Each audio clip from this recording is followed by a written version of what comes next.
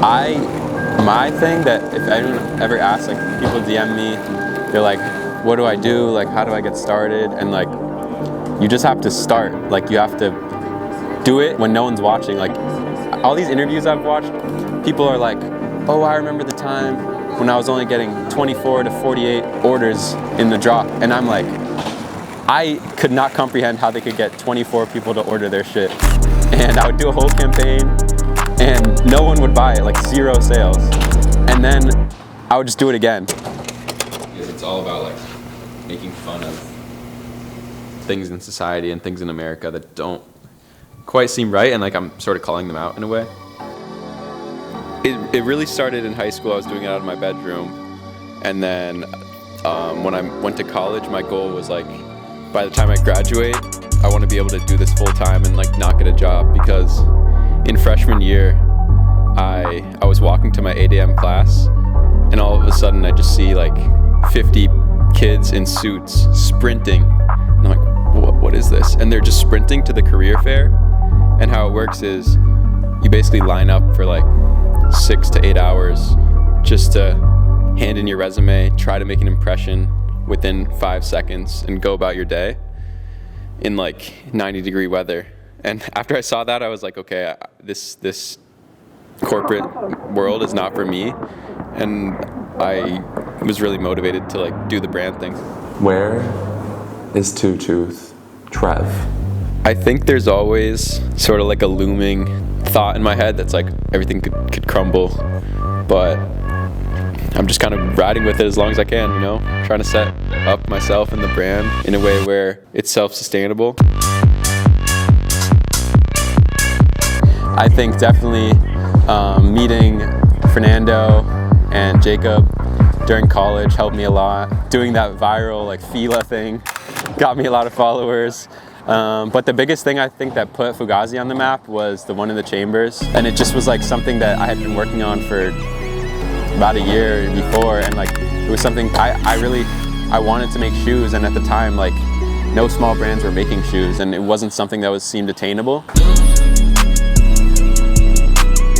It went with the brand, you know, Fugazi, fake, bootleg, and I kind of knew, like at the time I was also doing North Korea skate team, but I knew that wasn't going to be a long-term thing, and I had to think of something that would put Fugazi like back ahead of North Korea. So that's why I made the shoe, like, because I kind of knew it would go viral in a way.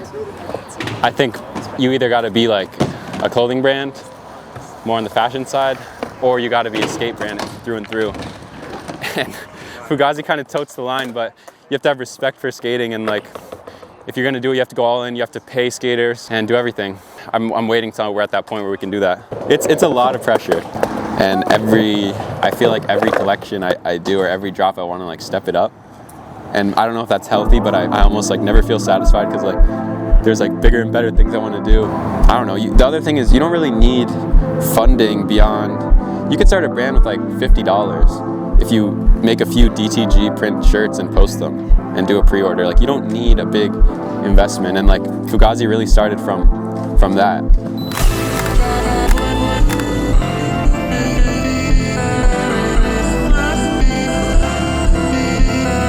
Yeah, so it's called the Fugazi Contemporary Store, and essentially it's a test run for what it would be like to have a real store. Every time we do pop-ups, I feel like we have a good turnout, but I never get to talk to everyone as much as I wanted to, or people don't really get to hang out as much as they wanted to. And the idea with this store is we're here, like there's not going to be a crazy line. Just pull up, like hang out, spend as much time as you want. I'll be here a lot of the time. It's just, I don't know, a way to like connect with the audience.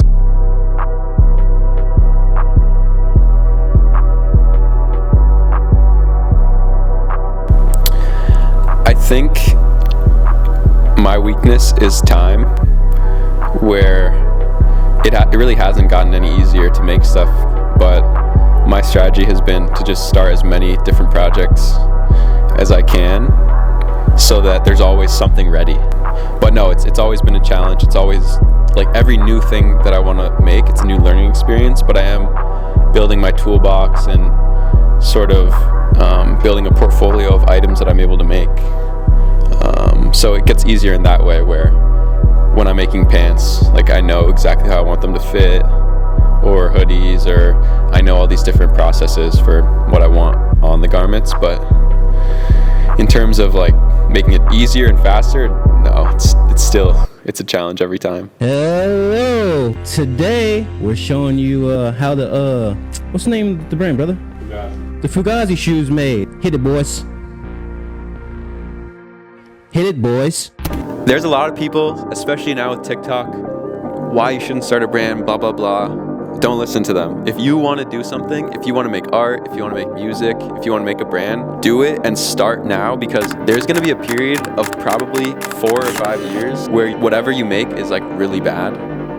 And you want to get that period out of the way when no one's looking. I was really into dime, bronze, and then I got into Palace and Supreme. FTP was also a huge inspiration. Like Zach has been like nothing but really generous and doing whatever he can to help me when I need it, and just supportive. And also I learned like a lot from Jacob and Fernando. I interned at Unsound Rags, and I learned all about a bunch of Japanese designers and various like high fashion stuff. I feel like I have a pretty good grasp of like the different worlds. I'm so glad that I started, because by the time like it got more serious, I was like, all the whatever, any hate that you get online, it's way easier to drown that out when you've already like been through that for years. Yeah, like with you guys, you're like, oh, you're a media company, like that's cute, like getting a couple hundred views, but in a year you might get 100,000 views, and then you're like, look at us. People aren't going to support you when you first start, besides like maybe your closest friends, but you just have to do it for yourself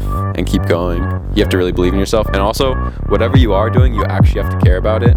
It can't be motivated by money or by followers or any of that. You have to genuinely care about your craft and put in the time to make whatever you're doing good. So